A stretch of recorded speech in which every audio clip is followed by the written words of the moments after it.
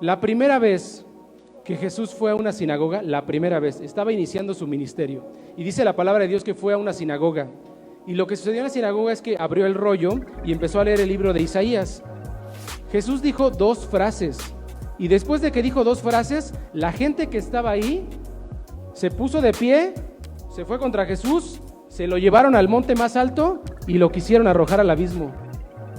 ¿Qué fue lo que dijo Jesús que ofendió tanto a esas personas que estaban ahí? Solamente dijo 2 frases y eso los ofendió, que fueron y lo quisieron matar. Dice Lucas capítulo 4. Esto está hablando Jesús y está hablándole a los que están ahí en la sinagoga. En tiempos del profeta Elías había muchas viudas y el profeta Elías solamente fue enviado a la viuda de Sarepta. Esa es la primera frase. ¿Notaron la ofensa? No es fácil distinguirla, ¿eh? No es fácil. Esa historia es de Primera de Reyes 17. Les voy a leer la segunda frase. Dice, está hablando Jesús otra vez y dice: había en Israel muchos enfermos en tiempos del profeta Eliseo, y el profeta solamente sanó a Naamán, que era de Siria. Esa es la segunda frase. Y esas 2 frases fueron las que ofendieron a los que estaban ahí. Si lo vemos así de manera fría, pues en realidad, ¿cuál fue la ofensa? ¿Qué dijo que lastimó la sensibilidad, ofendió drásticamente a las personas que estaban escuchando? Ustedes saben, hermanos, que el pueblo de Israel fue el pueblo escogido por Dios. Deuteronomio así lo dice. Dice la palabra de Dios en Deuteronomio 26:18. El Señor ha declarado hoy que Israel es de mi propiedad. Esa es la palabra que decía Jehová al pueblo de Israel. El pueblo de Israel estaba por acá Egipto, por acá Siria, por acá Persia, por acá un montón de pueblos. Pero dice, este pueblo Israel va a ser de mi propiedad. Los demás ni siquiera los considera, solamente a este. El pueblo de Israel, a partir de ahí que lo escoge, el pueblo de Israel empezó a pensar, síganme con cuidado, hermanos, empezó a pensar que todas las bendiciones eran exclusivas para ellos. Ellos creían que si en algún momento Dios bendecía a alguien más que no fuera el pueblo de Israel, el pueblo de su propiedad, era una ofensa para ellos. Ellos creían que tenían una cierta superioridad moral, espiritual, religiosa, más que todos los demás.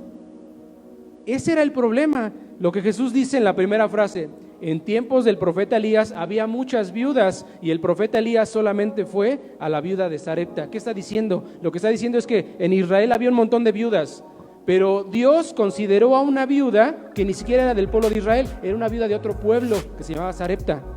Esa fue la ofensa. La segunda ofensa: había en Israel muchos enfermos en tiempos del profeta Eliseo y el profeta solamente sanó a Naamán, que era un sirio, no era del pueblo de Israel. Eso fue lo que ofendió. El pueblo de Israel se creía tan exclusivo, tan especial, moralmente superior a los demás, que hacía creer que cualquier bendición que llegara a otra persona, no, eso sí no lo puedo tolerar. Eso sí, yo no lo puedo tolerar. Tan es así que cuando Jesús dice estas frases, agarran y lo quieren matar. La ofensa es tan fuerte, tan grave, que quieren matar a Jesús por decir estas 2 frases. Fíjense el sentimiento que tenía el pueblo. Hermanos, traslademos eso a estos tiempos. Pudiéramos en algún momento nosotros llegar a pensar que somos moralmente superiores a los demás, que porque Dios tuvo misericordia de nosotros, merecemos algo más, y que si Dios bendice a otros, pues ¿por qué? Si yo soy el que vengo a la iglesia, yo soy el que diezmo, yo soy el que apoyo, yo soy el que toco la guitarra en la iglesia. ¿Qué pasó, Señor? Las bendiciones son para acá, no para allá. Claro, no lo decimos, ¿no? Nadie lo dice, nadie lo va a decir así. Pero miren, en nuestra mente, que de repente nos traiciona, podemos llegar a pensarlo, hermanos. Y ese es el problema de la altivez de corazón. Ten cuidado de no en algún momento llegar a ser tan presumido, tan altivo, tan orgulloso, de creerte moralmente superior a los demás, porque eso puede hacer que vayas en contra del reino de Dios. Va para nosotros. El pueblo de Israel se consideraba moralmente superior a los demás por su buena conducta. Fíjense lo que es la contraposición. Jesús advierte muchísimo de eso. Es más, las parábolas van dirigidas a eso. Constantemente a sus discípulos les decía: tengan cuidado con esto. No vaya a ser que ustedes en algún momento les llegue a suceder. Y hermanos, esta palabra es para nosotros el día de hoy. No vaya a ser que en algún momento nosotros lleguemos a pensar que porque Dios tuvo misericordia de nosotros, porque nos amó, porque nos salvó, merecemos algo más que aquellos que no conocen a Dios. Que todas las bendiciones no deberían de ser para ellos, deberían de ser para nosotros. Hermanos, a veces pensamos que por seguir ciertas acciones, que porque a lo mejor nosotros tenemos esta bendita capacidad, hermanos, de venir delante de Dios y pedir perdón y dejar nuestras cargas y nuestros pecados delante de Dios, merecemos algo más que aquellos que no lo hacen. Hagamos una introspección personal para ver si no en algún momento nosotros hemos cometido esto y hemos hecho algo delante de Dios que de repente nos creemos superiores, moralmente superiores, espiritualmente superiores, por lo que hago, por lo que digo, por cómo pienso, por cómo actúo, porque yo no tengo problemas con mi pareja, porque mis hijos vienen a la iglesia, y de repente tendemos a juzgar a los demás sintiéndonos superiores a ellos. Que Dios nos perdone si en algún momento hacemos esto, porque Jesús advierte una y otra y otra y otra vez de que nosotros no deberíamos de tomar esa posición, porque si tomamos esa posición, lo que estamos diciendo es que mis acciones y mis actos delante de Dios me están haciendo recto. Ya no necesito a Dios, son mis acciones las que me están haciendo quedar bien, no lo que Dios hizo por mí, son mis acciones. Estamos adoptando una posición delante de Dios en la cual nos creemos, pensamos dentro de nosotros que somos mejores a los demás. No me malentiendan, hermanos, no está mal cumplir la ley, no está mal hacer lo que Dios nos pide, no está mal.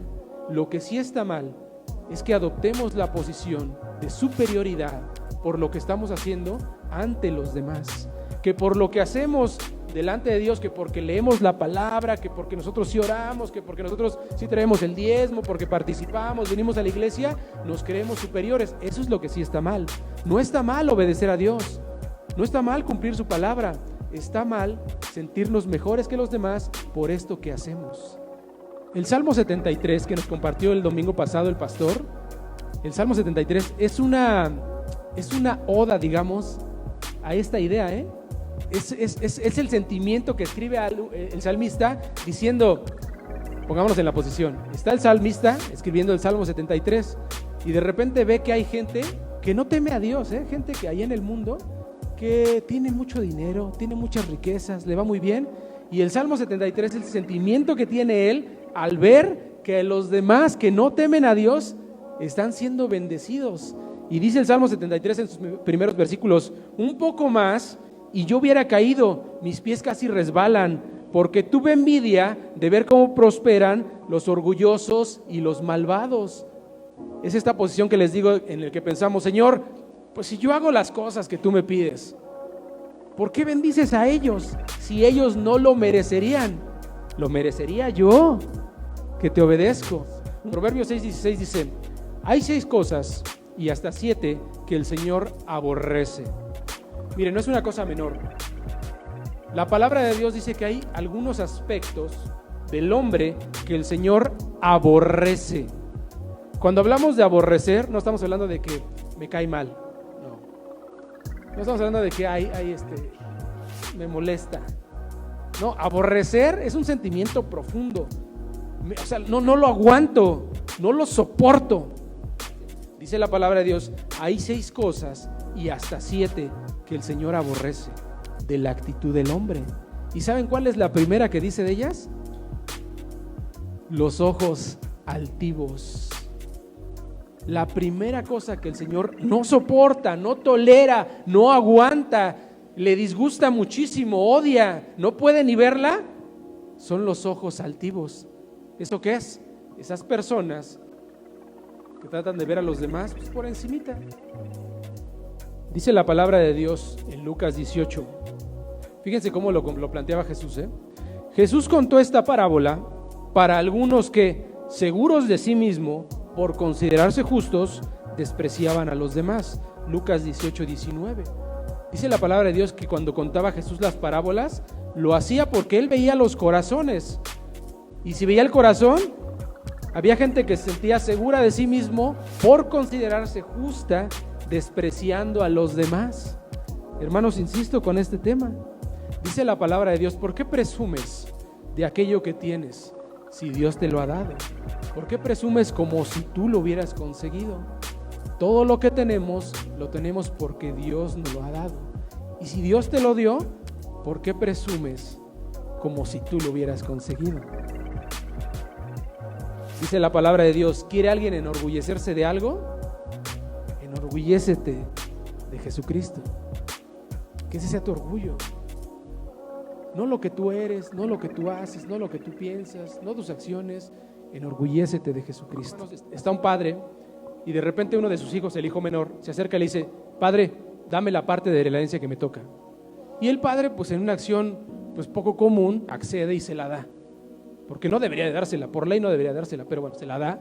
Y entonces él va y la malgasta, dice la palabra de Dios, la malgasta. De repente ya no tiene nada de dinero y tiene que trabajar. Y trabaja cuidando puercos, dice. Y tiene tanta hambre que ve la comida de los puercos y se le antoja y dice, tengo un montón de hambre. En la casa de mi padre, se acuerda él, en la casa de mi padre hay un montón de comida, hay un montón de obreros. ¿Por qué tengo que estar yo aquí pasando hambre? Y dice la palabra de Dios que él dice, voy a ir con mi padre y le voy a decir, Padre, he pecado contra el cielo y contra ti, no soy digno de ser llamado tu hijo. Y yo creo que se la aprendió porque es lo mismo que le dice cuando llega con el padre. Yo creo que iba en el camino pensando, he pecado contra el cielo y contra ti, ¿qué le voy a decir a mi papá? He pecado contra el cielo y contra ti, y va. Y llega con su papá y le dice, papá, he pecado contra... Y antes de que él termine la oración, dice la palabra de Dios que el padre lo toma, le habla a sus siervos, cámbienlo, báñenlo, pónganle un anillo, maten el becerro más gordo porque mi hijo estaba muerto y ha regresado. Excelente, misericordia de Dios. Pero hay un hermano mayor atrás, del cual casi nunca hablamos. Dice la palabra de Dios que el hijo mayor representa a aquellos que no se apartan del Padre, representa a aquellos que están con el Padre sirviéndolo. Y es más, el hijo en algún momento dice, Padre, yo te he servido tantas veces y no me has dado ni un becerro para disfrutar con mis amigos. ¿Por qué a este ingrato sí se lo das? El hijo mayor representa esto que estamos platicando, hermanos. Las personas que por su propia justicia llegan a pensar que son merecedoras o que debieran de ser consideradas delante del Padre, y no aquellos que se fueron y malgastaron y pecaron e hicieron, sino yo, que siempre he estado con el Padre. Dice la palabra de Dios que el papá, cuando está allá en la fiesta, el hijo sale de la fiesta enojado, con una cara así, haciendo caras. Eran muy dramáticos. Cuando alguien se salía, se quedaba afuera, ponía mala cara, que vean que estoy enojado. Así era el pueblo de Israel. Acuérdense ustedes, hermanos, que cuando el pueblo de Israel alguien estaba ofendido, ¿qué era lo que hacían? Agarraban un puño de tierra y se lo echaban en la cabeza, que todos vean que me siento mal. Así eran pues el pueblo de Israel, es parte de la cultura.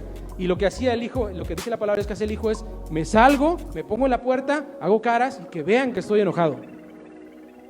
Una ofensa para el padre. Dice la palabra de Dios que el padre sale y contra todo pronóstico se acerca al hijo. El padre no debería de salir, ni debería de decirle nada, pero el padre sale y le dice, hijo, entra, tu hermano estaba muerto, ten misericordia de él, ponte en su lugar. Y hermanos, el hijo toma esta postura. La historia se queda abierta. No sabemos si el hijo regresó, no sabemos si el hijo se fue, lo deja abierto. La historia se queda ahí. La cámara se va alejando poco a poco, se va cerrando el cuadro y no sabemos qué pasó. El que tenga oídos para oír, que oiga lo que el Señor tiene que decir. Podríamos ser nosotros, hermanos, aquellos que tomamos esta postura, nuestra propia justicia puede ponernos en algún momento en ese lugar. Y podemos llegar a creernos superiores, mejores a aquellos que no conocen a Dios. Yo tengo una teoría, hermanos, y tengo la teoría de que la gente ya no predica la palabra de Dios porque su orgullo, su justicia se lo impide. Piensen, hermanos, yo no conozco ni juzgo a ninguno de ustedes. Cada uno piensa en sí mismo. ¿A cuántas personas yo le he hablado en estos días? ¿A cuántas personas le he compartido de Dios en el último año? ¿En el último mes? Y si la cantidad son menos de los que mi mano trae, algo está pasando. En el último año, si no le has predicado a los que trae mi mano, algo está pasando, hermanos. Y seguramente en algún momento mi propio orgullo, mi propia posición, mi propia justicia es una barrera que impide que yo tenga misericordia de aquellos que debería de tener misericordia. Y hermanos, que Dios tenga misericordia de nosotros. Y si estás escuchando esto en este momento, seguramente es por algo. O sea, algo Dios te quiere decir. Dios nos quiere decir, pues yo me incluyo también. Seguramente algo Dios nos quiere enseñar. Vamos a hacer dos cosas, hermanos. Yo te invitaría a que hagas estas cosas si las quieres hacer. Y la primera de ellas es, pídele perdón a Dios. Si en algún momento, seguramente en algún momento hemos tomado esta posición, pidámosle perdón. Y que el Espíritu Santo nos haga ver cuando estamos así, cuando estamos tomando esa posición. Que el Espíritu Santo nos haga notar, nos dé una cachetada, nos dé una sacudida cuando estamos tomando esa posición. Y ya cuando el Señor nos perdone, que podamos venir delante de Él y hacer lo que Él nos pide. Tener misericordia de los hermanos menores que no la están pasando bien.